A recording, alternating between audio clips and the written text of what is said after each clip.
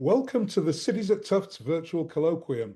I'm Professor Julian Adgerman, and together with my research assistants Ainsley Judge and Max Sebar and our partners Shareable and the Bar Foundation, we organise Cities at Tufts as a cross-disciplinary academic initiative which recognises Tufts University as a leader in urban studies, urban planning and sustainability issues.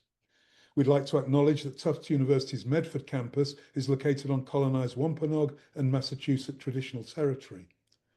Today, we're delighted to host Edward Bartholomew, Principal of Bartholomew Lighting, an award-winning Black-owned architectural lighting and design and consulting firm based in Cambridge. With over 30 years' experience, Edward has led the design of sustainable, inspiring and socially responsive lighting systems for monuments, academic and institutional buildings, corporate environments, public spaces and community-centred projects. He's a frequent speaker at regional, national and international conferences on lighting design, equity and the role of light in human and civic well-being. Edward is co-founder of Light Justice, an advocacy organisation advancing equitable, community-engaged lighting practice in under-resourced environments, and the founder of Build, Black United in Lighting and Design, an affinity group supporting African-American lighting professionals. He also serves on the Illuminating Engineering Society's DEIR committee, contributing to broader industry efforts around inclusion, education and standards. Through both practice and advocacy, Edward and Bartholomew Lighting advance the belief that well-designed light and intentional darkness are essential civic and architectural resources that support equity, health, safety and environmental responsibility. Edward's talk today is Light Justice in the Public Realm. Edward, a Zoom-tastic welcome to Cities at Tufts. Thank you, Julian, and thank you for inviting me to provide this lecture. Truly honored to be here. Welcome, everyone. So, I'm Edward Bartholomew. You've heard my bio, and I'm going to give you a little bit of background about how I got to Light Justice. After the social justice uprising that occurred in 2020, after the murders of George Floyd and many, many others by the police, I had been already looking at my industry and looking at my role as a designer, as a Black man within society. And as I looked more at our practice of lighting design, it became apparent that what my practice was doing and what our industry was doing was kind of reinforcing established racial and social economic infrastructure that was separating people, that was making those environments a little bit more comfortable for people who were privileged and had power and less comfortable for people who didn't. And that is where Light Justice was born.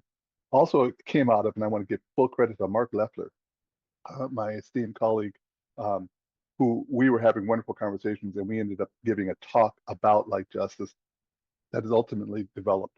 And also to my wife, who we have all done these COVID walks and talks, and she really inspired a lot of these conversations and a lot of these ideas and concepts that we have developed for over 5 years.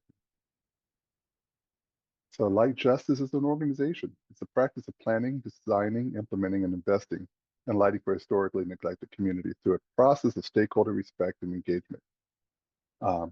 We are truly a message, a movement, and an organization within both the lighting industry and within the general design industry. So there are two overlapping passions that animate my advocacy. One is both increasing the diversity and inclusion within lighting design, but also to changing the practice of lighting design so it's more equitable, so we can create a more equitable visual environment that supports everyone.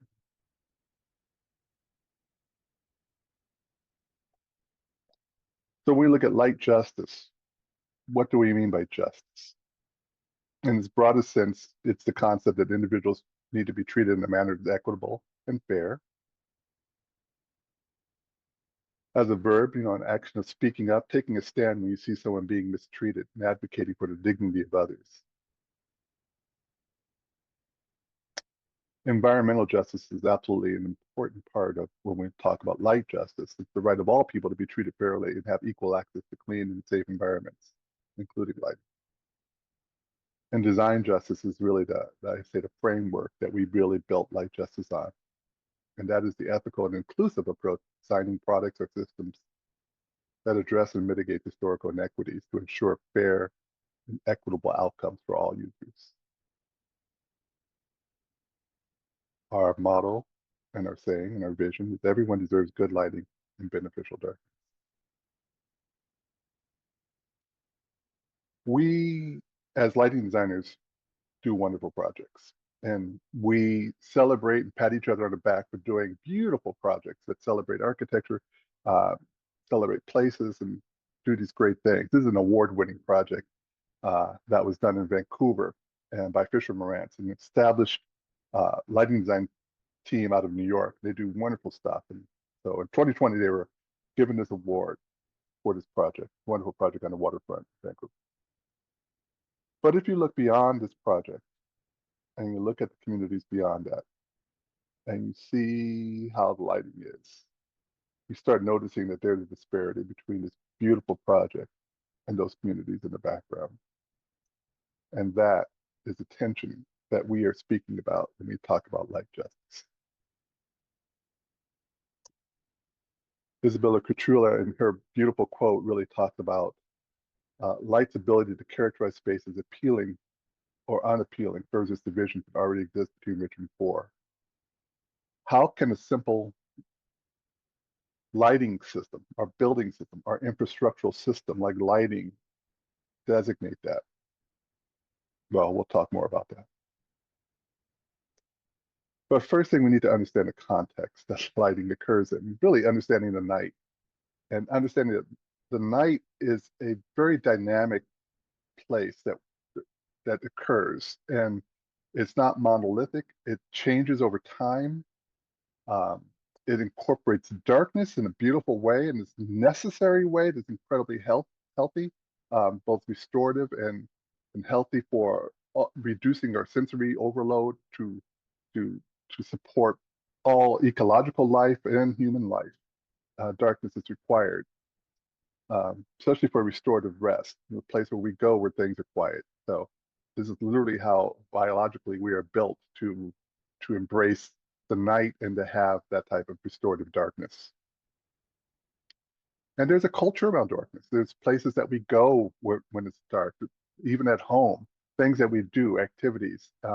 And every culture has a different relationship to darkness. And that should also be acknowledged. So when we understand the night, all of those things are basic elements within understanding the context of what the night is. So we look at the dynamics of night. Night is not just one time. There's dusk, and where we transition into a darker area, twilight. We look at how nature just transitions, looking at deep evening and social winding down. Then we go into deep rest of night. We're looking at from 12 midnight onward to 3 o'clock and late night, protected darkness. And then ultimately transitioning back into being awake and pre-dawn. All of those require different activities, different cultures, and different forms of light, actually. When we talk about beneficial darkness, what do we mean? Well, we're looking at darkness that supports celestial wonder, a connection to the sky in a certain way, a sensory reprieve, so we're not always getting overloaded by information. Looking at safety and security. What does darkness look like when we feel secure and safe and not fearful? So really removing some of the baggage, the negative connotations around darkness is incredibly important. Into natural habitat. Animals have learned to adapt to human habitats by actually shifting a lot of their activities to the night. So they need actually darkness. And it's an energetic balance, a place that we can actually find restorative rest. As lighting designers, we actually know how to do good lighting. Do we practice it everywhere? We do not. But we're working with the International Dark Sky Association, IDA, and the Illuminating Engineering Society to develop these principles. First, that lighting should be useful, should have a clear purpose. The lighting should be targeted, should know exactly where be directed where it's needed. And we should incorporate low light levels. And again, when we talk about low light levels, where needed. But lighting should absolutely help us make the nighttime legible and visible for people who are navigating it. This should be controlled. Again, it speaks to the time element, that we don't need full brightness at all times of the night, that it can be mitigated. Here in Cambridge, we actually have controlled street lights that about 10 p.m., the lights actually go down to over 40%. And there has been no increase in crime. There's been no increase in lack of safety or accidents. Nothing has really happened. And that is absolutely possible for all communities. And color, when we talk about color temperature, it's the color of light that's coming out. We want to reduce as much blue content in the lighting, street lighting, and infrastructural lighting as possible. So we could live in a warmer type of color temperature. And we found that both supports human health, but also supports ecological health as well. I was recently in Puerto Rico, and they actually literally have turtle-sensitive lighting toward the coastline, which are these red lights. So being ecologically appropriate and responsible is also important, and that's a component of color and spectrum.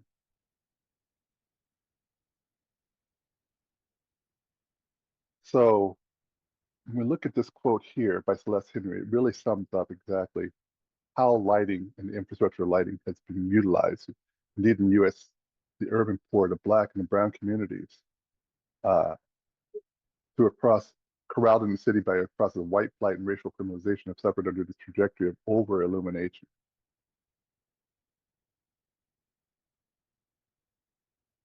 So we look at collectively, we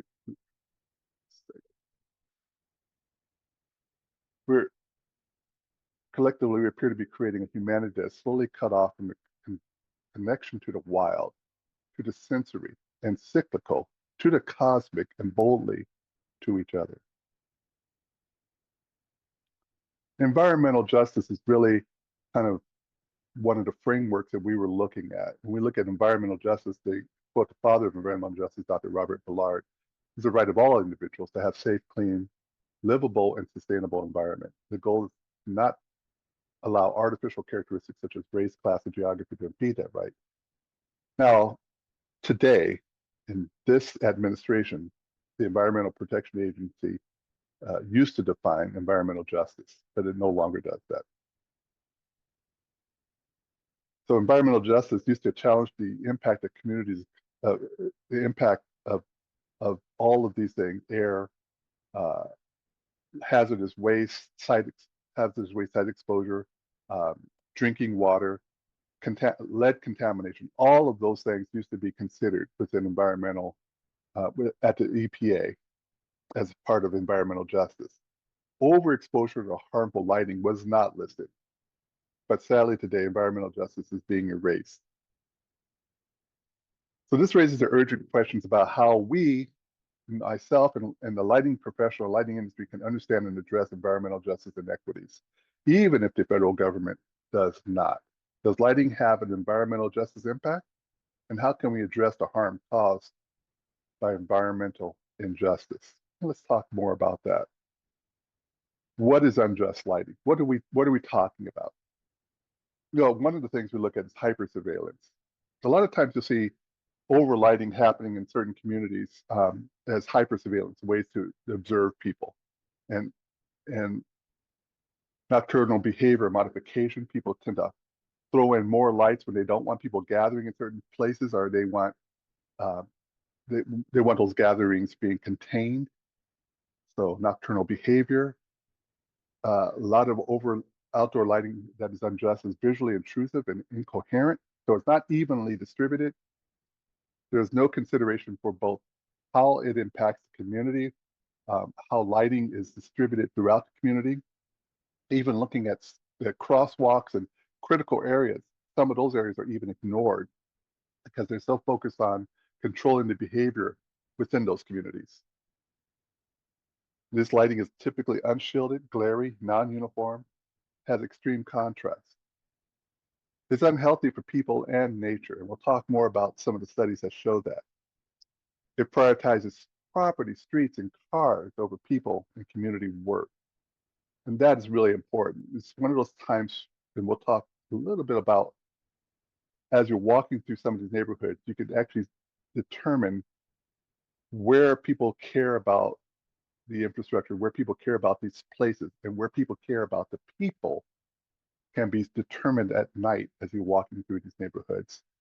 So as infrastructural negligence, and I would say poor maintenance happens a lot of times, that causes a lot of the infrastructure negligence, produces constant light trespass. That's light going into people's windows for no reason whatsoever, only because it's just there to create kind of an oppressive surveillance type of infrastructure.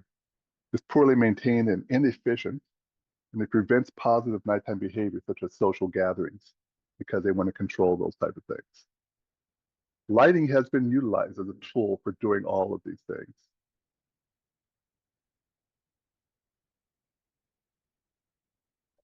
I love what Tim Edinzer is talking about here when he talks about light also materializes spatial inequities and demonstrating who has wealth, power, and status, marking out the unequal distribution of financial, social, and political power across space in numerous ways.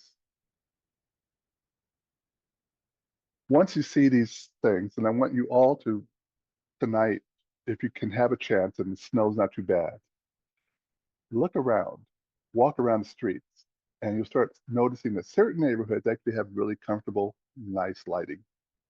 And they also have really comfortable, accommodating darkness. But other neighborhoods actually have floodlights up where the lighting is glaring into your eyes, or lighting is abundant in one area, but not used in another area that's actually more important where people are crossing streets. It seems haphazard. It's not well planned. We've all felt that experience of walking into a neighborhood and it felt kind of sketchy at night. What is that sketchiness? Unconsciously, we may be looking at the pattern of lighting is no longer coherent, is no longer legible, is no longer helping us navigate night. It's done for a different reason. And humans, people are not the reason that this lighting is put up for. It's put up to protect property, put up to protect cars, but not for human habitation or for human dignity. But there's a reason for this. There's a historical precedent for why this occurs.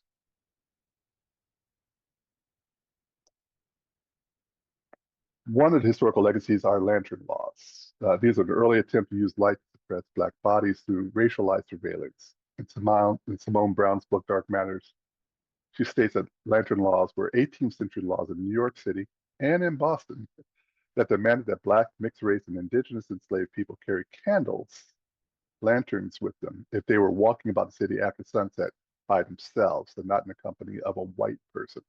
And so the law prescribed various punishments for those who didn't carry this supervisory device. And any white person was deputized to stop those who walked without a lit candle after dark. Some of the language is, be it ordained that from henceforth no Negro, mulatto, or Indian slave above the age of 14 years to presume to be a parent or of any streets of this city on the south side of the fresh water in the nighttime above an hour after sunset, and that at any such Negro, mulatto, Indian, blah, blah, blah, basically, you have to carry a light if you are by yourself. And that is one of the early ways that lighting is used, and you can see how it translates into kind of surveillance way of utilizing lighting that we utilize today.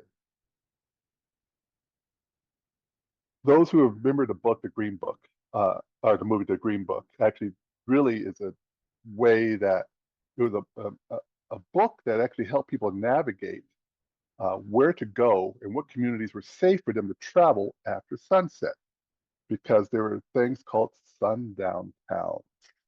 And there were thousands of sundown towns, especially here in the East Coast. And there were all white communities, neighborhoods, or counties that excluded Black or other minorities through the use of discriminatory laws and threats and the use of violence to control nocturnal behavior. The name derives from the posted and verbal warnings issued to Blacks. You see some of these postings here. That they may be allowed to work during the day and travel through a community during the daytime, but they had better leave at sundown. Historians estimate there are over 10,000 sundown towns in the United States between 1890 and 1960, mostly in the Midwest, but also in the Northeast, such as Massachusetts and Connecticut. So the Green Book was literally published for African Americans to navigate the country and avoid sundown towns to find friendly lodging, places to eat. Again, the nighttime being policed for certain people.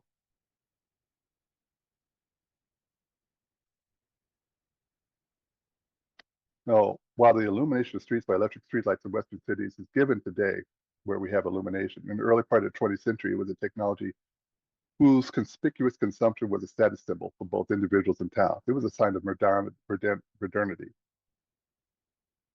And electric lighting was not evenly distributed. So through their selective illumination, white and black neighborhoods and the people that inhabited them, through the electrification process, became wrapped in the hierarchy of lighting that enabled the rapid development of white areas, while black areas were left underdeveloped with lighting that was incoherent. And so that is from Extending the White Way, a Municipal Street Lighting and Race by Connor. Other causes have to do with things like redlining. And many of you are familiar with redlining, the practice that started in the 30s to categorize certain neighborhoods and areas as high credit risk, often on the basis of race or ethnicity to those who lived there, subsequently denying loan applications from creditworthy borrowers. This translated into having basically black and brown ghettos where people were kind of constricted to certain areas that they lived in.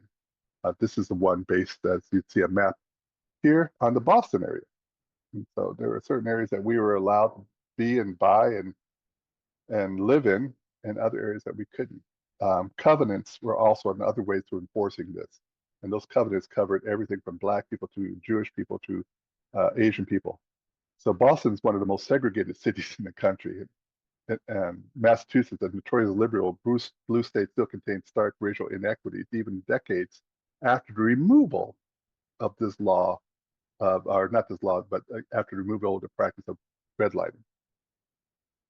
So the key to understanding this paradox lies in the city's long history of redlining, a discriminatory method of organizing neighborhoods. So that is the history. And we have taken on a lot of this. We had to understand the historical context of how unjust lighting occurs. And we have embraced ways to mitigate that. And one of the methods that we utilize is based on design justice. It gives us a framework for reprioritizing the lighting within historically neglected communities. And it gives us an understanding of systemic inequities that we can engage in a process known as design justice. It means directly interacting with the folks who are impacted by these injustices and having them be a part of the design process. As Brian Lee mentioned, the outputs of design justice are not only to repair for past injustices of physical environment, but to make them fair in the present and remove barriers in the future. Brian Lee, founder and principal of Colocate Design. But what is the reason for a lot of the overlighting that occurs within these communities? Or what is the justification that people have for doing such oppressive lighting in these communities?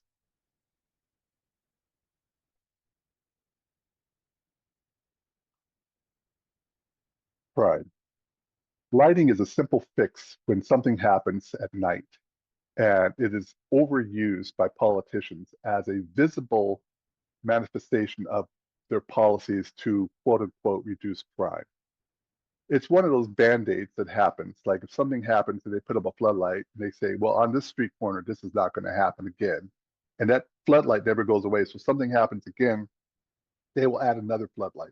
And pretty soon you start seeing these areas, these pockets that are just overlit. And if you peel back the layers, you understand this is really based upon an incident that happened in those neighborhoods. And no one ever thought about having an organized, well-designed lighting strategy to mitigate some of these issues. But they just started layering on floodlights. So lighting is seen as a leading solution for reducing urban crime. It's considered a target hardening, a crime prevention principle that increases visibility of potential crime targets, i.e. property and buildings. And newspapers, they don't question it. They go with this, and it tends to be one of the simpler things that people can do. Throw up more lights, especially with the advent of LEDs, which are quote unquote efficient, more lighting has not been a penalty for energy or for anything like that, and maintenance. But that has been the leading way of doing that. But nighttime crimes, and through a study, effects of improved street lighting on crime, Campbell's Systemic Reviews by Welsh and Barrington, found that nighttime crimes did not decrease more than daytime crimes. It suggests that the theory of street lighting focusing on its role in increasing community pride and informal social control may be a more plausible than the theory focusing on increasing surveillance and increased deterrence for utilizing light. One of the studies that came out is actually based on a program that's still going on in New York City called Omnipresence. In Omnipresence, at housing projects, they actually install diesel-generated floodlights along with a patrol car and quote-unquote dangerous parts of the city. And since they can't no longer do stop and frisk, though I think with ICE they still are doing stop and frisk, it's no longer politically acceptable. The police turn to this equally intrusive and abusive initiative. Brownsville housing project resident described it as light pollution, noise pollution, and air pollution. It's overwhelming. They go on to say that the lights shine into the people's rooms, making it hard for them to sleep, and they never turn off. The buzz from the generator never stops. The Omnipresence program is an oppressive intervention used only on poor communities that is perceived by residents as hostile and stigmatizing. But an investment in quality lighting, would that offer a more lasting collateral benefit to the community beyond these temporary hostile lighting interventions?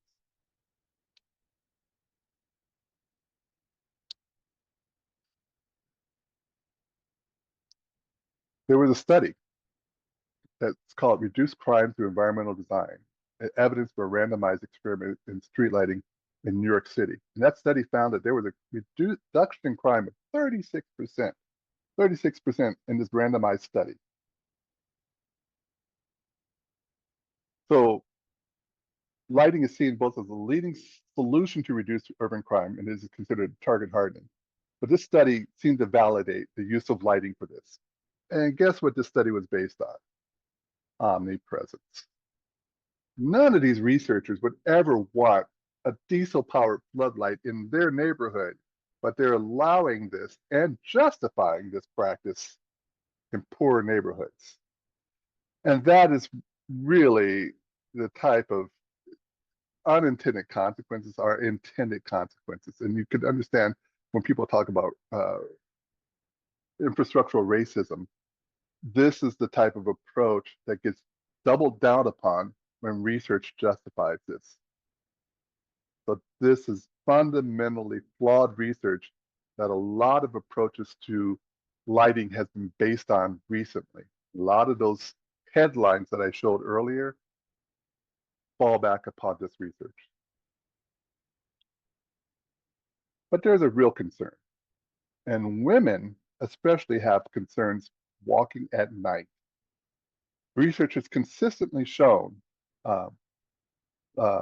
both the research published in Violence and Gender Studies using gender-based heat map visualization show that women walking alone at night, they pay significantly more attention to potential hazards in dark areas than men, reflecting a heightened perception of threat in nighttime environments that can influence behavior and feelings of safety.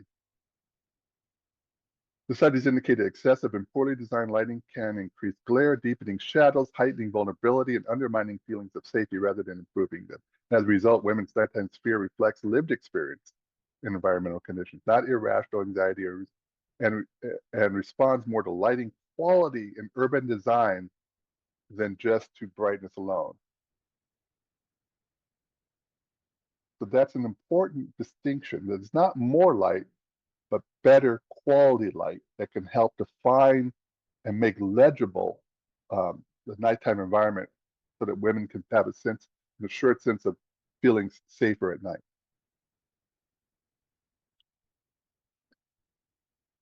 And as we have talked about, light pollution, and that's lighting, that's over lighting within certain areas is not equitably done. Light pollution is inequitable.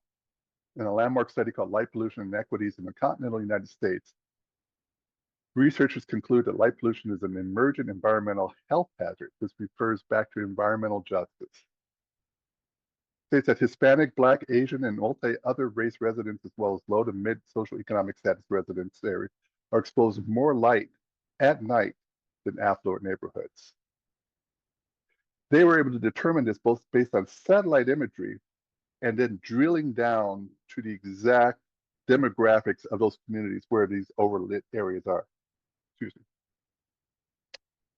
And the possible reasons for these findings were first zoning, where disadvantaged areas are often zoned along with industrial areas, which are also protecting property, and they emit higher levels of artificial nighttime light.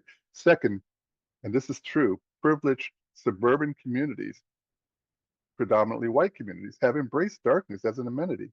They love the darkness, and darkness is utilized. If you go further out beyond the city, you start seeing it getting darker and darker, and that's on purpose. So there's a clear connection between the beauty and the necessariness of having a darkness that's safe and secure in those communities. And third, the U.S. society has long criminalized particular racial, ethnic, and minority groups. And it's possible that this has served to justify the deployment of greater artificial lighting in socially disadvantaged neighborhoods as a means to support nighttime policing and surveillance by law enforcement. A recent study that was done in, actually, I think it's Australia, but it may have been larger than this, with almost 87,000 participants, longitudinal studies. They found an increased exposure to light at night increases a person's risk of psychiatric disorders, such as anxiety, bipolar, PTSD, as well as self-harm.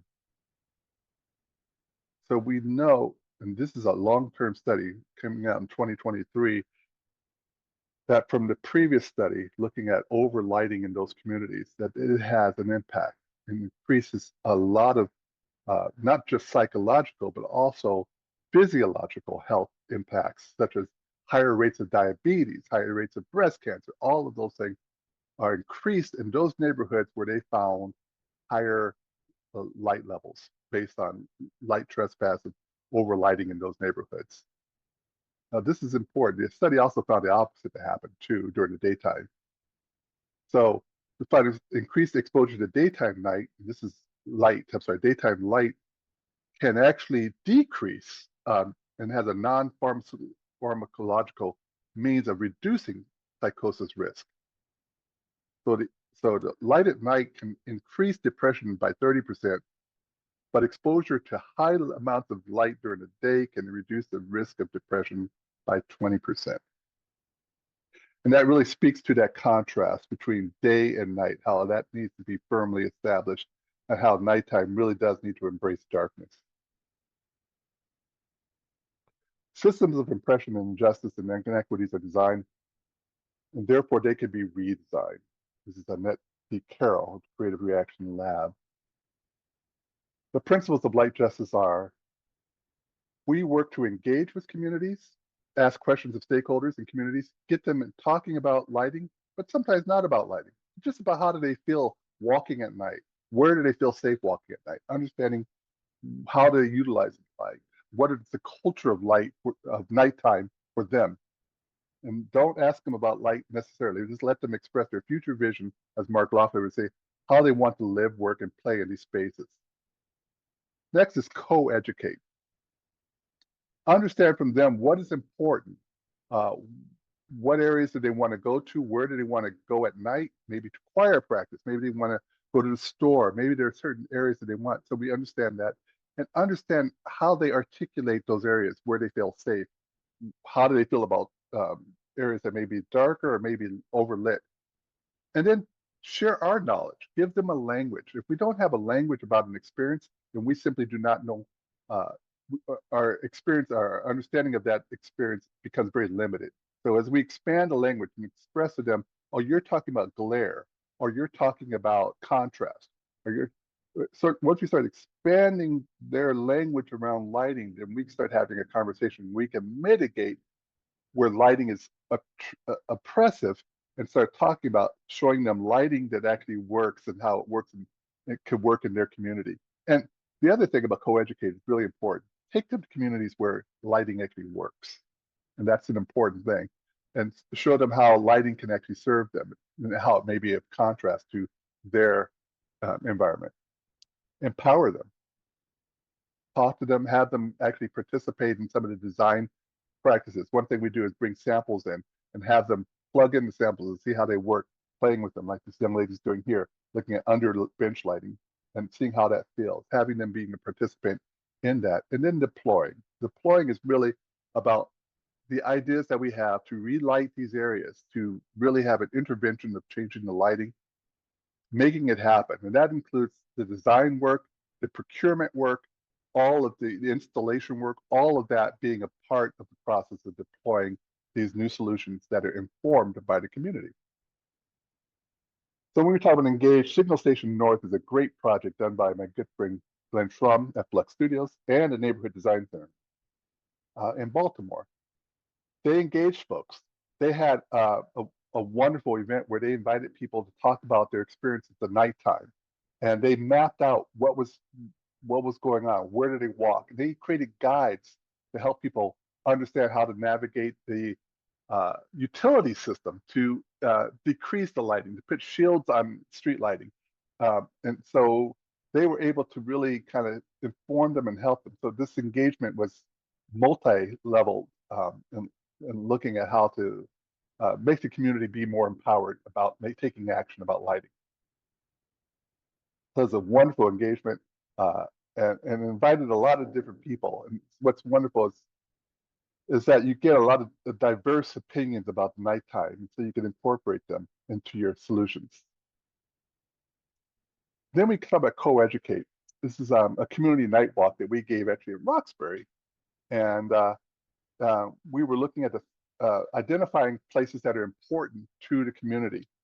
And so we actually had folks come out, and it was a wonderful walk all around this one area, Nubian Square. And if you look at the background, you can see how certain buildings are lit and how they're lit really kind of oppressively with floodlights. We wanted them to experience the library, which is beautifully lit, and take them around the neighborhood to areas that may not, that are a little bit more oppressive, a lot more oppressive actually, and how they're lit. And give them ideas about how we could change the lighting in this neighborhood.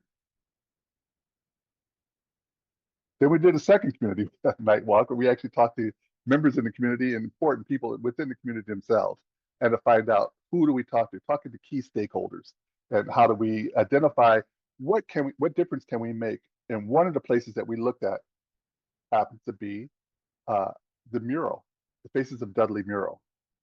And so we chose that as a project that we wanted to light that. It's never been lit. It's been up since 1995, and there's never been good lighting on that. So we identify a community amenity, something that's important to the community, and how do we highlight that, make it something that's of value, and it shows the value of the community by doing such. We are still actively working on this project. So we are looking, again, engaging the community, looking at ways. The top image here is actually a rendering of what we hope it will look like when it's finished. The bottom is actually how it currently looks. And we hope, again, as you start lighting certain critical areas and murals and buildings and important areas for the community, it shows a value to that community. It gives dignity to that community. So when we talk about empower, this is actually a project done by a good friend, Neha, through her practice Soul Light Studio in San Francisco, the Tenderloin Street Corner and fence. They were given a task to basically provide flood lighting on this fence. And they said, why don't we do it in a different way? How do we do it in a way that actually brings beauty and dignity to this neighborhood, which is the Tenderloin? If those who are familiar with San Francisco, it's a challenging area.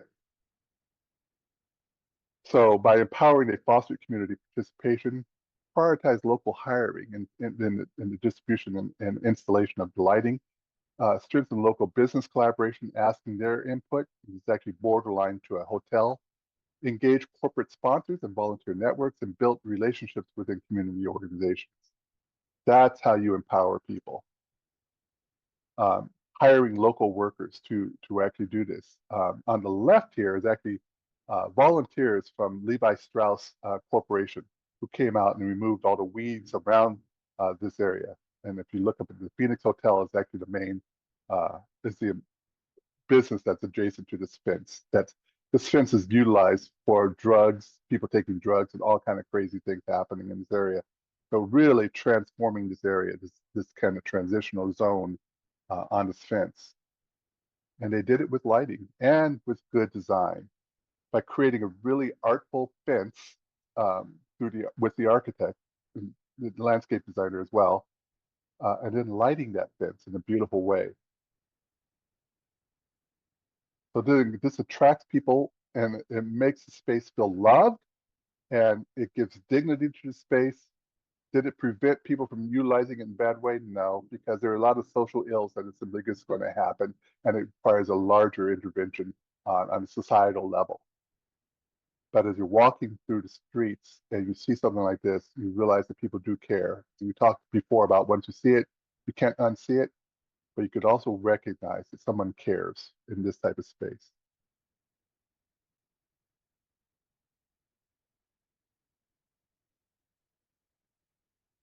And deploy.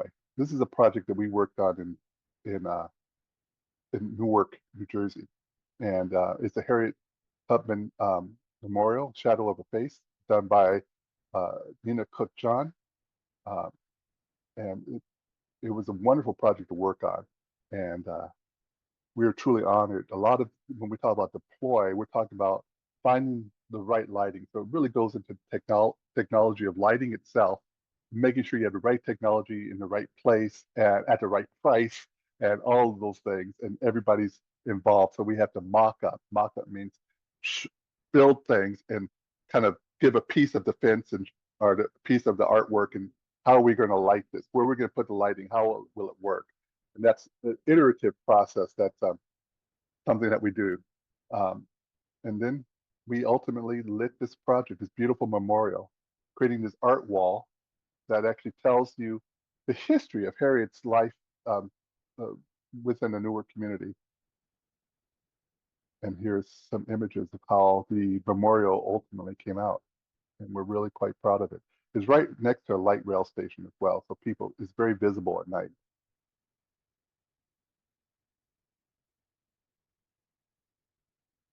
So it tells her story and allows people access. I love this face because people literally could go and touch her face and have that kind of feel of what the face feels like, but also having that standing figure of the monumentality of who she was and the place in history.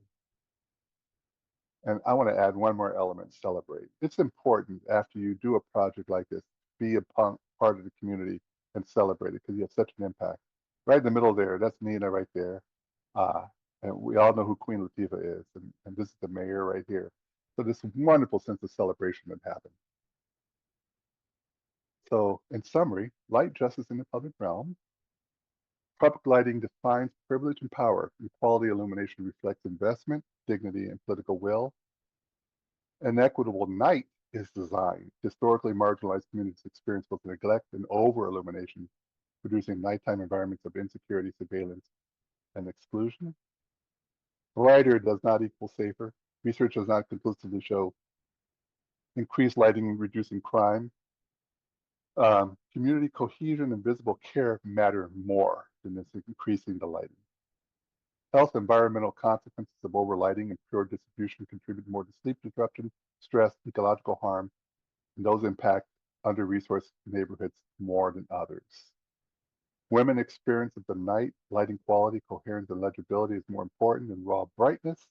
This shapes women's perceived safety at night. Patterns of unjust lighting, including glare, non-uniformity, light trespass, hypersurveillance, that typically prioritizes property and cars over people. And beneficial darkness is essential. Everyone deserves good lighting and restorative darkness at night. And we know about the health considerations for having good darkness at night, how that needs to be protected. And finally, the 4 light justice principles: engage, co-educate, empower, deploy, and of course at the end, celebrate. Thank you everyone for attending this talk. I'm at 45, 46 minutes, and it's truly been an honor speaking to you about this. I also just want to say, if you're interested in joining Light Justice, we would love to have you. If you're passionate about a fair and equitable lighting in your communities, or you just want to find out more about it, please visit our website. If you have a project that you're interested in, or if you're part of an organization, and we would love to collaborate with you on ways that we can impact the nighttime um, environments, especially under-resourced and historically neglected communities. So please reach out to us. Thank you. Ed, thanks so much for a fantastic talk. For many of us, I think this was a new concept. And I want to also give a shout out to my colleague and friend, Penn Lowe. Penn turned me on to your work, and you weren't on my radar, but you certainly are now, Edward. Thank So you. It's an honor. thank you. And folks, do go to the website. This is, I think, a really exciting topic. And it's part of this greater, issue of, how we design environments. I mean, I remember in Britain in the 80s, it became very fashionable to look at designing out crime. There was actually a government document about how urban planners could design out crime. And of course, Mm-hmm. it was focusing on this notion of environmental determinism, that Mm-hmm. environments determine the way people behave, but it was all Mm-hmm. about poor neighborhoods. It wasn't Right, about, right. the more wealthy neighborhoods. And Yeah, they would never try those solutions in wealthy neighborhoods. no, no. We're always a practice ground. Yeah. One thing I was thinking about, you made a really strong point about how you go into the suburbs and it gets darker Mm-hmm. until you walk up to somebody's house and then the Mm-hmm. floodlights come on. Mm-hmm. Mm-hmm. People have got super lighting of their homes, but they Mm-hmm. want to keep it down, in the general community. So Mm-hmm. you made a great point there. Look at Beacon Hill is a really interesting example because they have fought hard to keep gas lights in Beacon Hill. Those are the most poorly illuminating lights, but they have an element of darkness and warmth that they yes, fight to keep. And they don't care about any other neighborhood. They care about their neighborhood. And I work for the utility. You cannot remove those lights. They don't care how carbon intensive they are. They're going to stay because they make that neighborhood special. and they look good on the tourist photographs as well. They do. They do indeed. Yeah, exactly. Value. That provides value. Yeah. Yeah. So let me take you through a few questions. Ashley Grant. Ashley asks, does this include or account for the lighting in vehicles as well? Hmm. Ashley, do you want to substantiate that a little bit? Sure, vehicles, absolutely. That's one of the reasons why suburbs can actually be as dark as they are because they actually, they account for headlights. They know that cars have their own internal lighting and things like that. So you could light it interchanges and things like that, but you don't need to light everywhere. In urban environments, buildings typically and facades typically are providing a lot of kind of the light. So you don't need as much light on the street itself. There's actually a major movement within the lighting industry. It's like, don't light the street, light the sidewalk, make the sidewalk comfortable for people. And I talked about that study about women and their experience at the nighttime. Having defined perimeters is actually more important than lighting directly down the middle. So that people can see what's occurring on the peripheral is really important. So sidewalks become more important. They become more of a priority, and let headlights do their thing. Right. Lisa Tran, who's a Masters of City Planning student at Berkeley, who had to leave, unfortunately. She's doing a master's thesis on street lighting, and she asks, what Welcome you. resources you think planners can use to better inventory or track these types of unjust lighting practices? Do you find that it's a mixture of private practices and installations and municipality-led, or predominantly one or the other?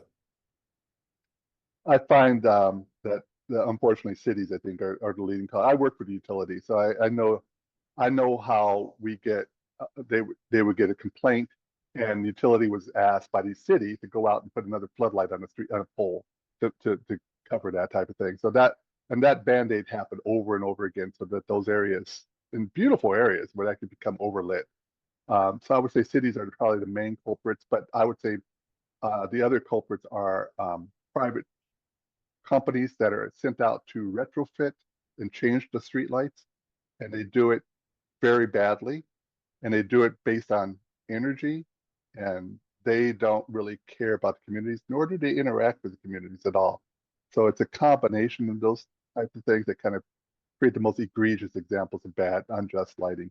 And Lisa, highly recommend. We are promoting a lot of students who are working on these type of their thesis or their area of study is on looking at these issues. We welcome and we will champion looking at some of the studies that you're doing, and we would love to talk to you more about that. Paige, Paige, do you want to ask this question? I'm not sure I quite understand it. Do you want to ask Edward the question? Thanks so much for this great talk. I was wondering, I've just been seeing a lot of, like, I'm in Syracuse, New York, and other communities are seeing big increase in like flock cameras and other surveillance technology and sharp spotter technology. And I was wondering if kind of oppressive lighting and floodlights are do you know if it's like part of that process when when surveillance is being added and even more surveillance is being added to communities? Yeah, we call them Franken poles. So they take the street light and they add all these sensors on top of the street light, and they start kind of gathering all that, and a lot of it's all about surveillance, right? And again, these are happening mostly in poor neighborhoods, and these are often in response to crime. And so, and on top of that, they also, this again with the retrofit, they change the street light to be brighter, and they turn them up. And they don't pay attention that nighttime changes over time. So we don't need all that light. But so when you focus on surveillance, you have some pretty bad outcomes. And all the technology and the sensors that are used for this, shot spotters, all those type of things are, there's a lot of questionable privacy issues regarding that as well, because they're not just listening to shooting, they're listening to conversations, and they're listening. This is a very true thing. They actually can tell when there's a loud conversation happening, that they alert the police to those areas and to surveil those areas more, and that becomes cultural. So yes, we're noticing that the infrastructure for a lot of those sensors is lighting. Thank you so much. Great. Thanks, Edward. Question from Alex. Are you aware of successful efforts to build in sensible requirements to municipal building codes, protocols for DPW, street staff, etc.? Also, what's been the response to these concerns from real estate developers? In general, people, especially, yes, we have. We've looked at policy solutions and how to embed the languaging so that there's an equitable distribution of quality lighting solutions. A lot of it depends on good master planning and lighting master planning. That's an important part, and that does require some expertise, but that expertise can also be informed by the community. So both of those things need to happen, and that definitely requires somebody who's a consultant who can work with the community and inform, bring informed solutions for the general community. Now, when we look at developments and developers, they embrace sensible solutions, but they are also very cost conscious, and it's cheaper to put up fewer poles with brighter lights, which creates really hostile environments, than multiple poles at lower levels, which can cost more, but in general creates a much more homogeneous and more uniform type of lighting that's a little bit more comfortable for people. So you don't need to have high poles that are blasting light that are in your field of view, but you have lower lights, and you can see this when you walk down the street, that are much more pedestrian scaled and more comfortable for people to interact with. We have a question from UEP student Ashani. Have you read the report on reimagining Boston's nightlife? Curious of your thoughts, if yes, on transit times lighting times nightlife and community activities. I haven't read the full report. I've had conversations with Corrine and the nighttime mayor, but that is something I would like to be more further engaged with and to better understand. I think they've had some good people who are informing that report, and so that's something I need to put on my reading list to get more familiar with. Right. I think the next one might be a statement. Kelly, is this a statement or is it a Kelly Verrett? Is this a statement or is it a question?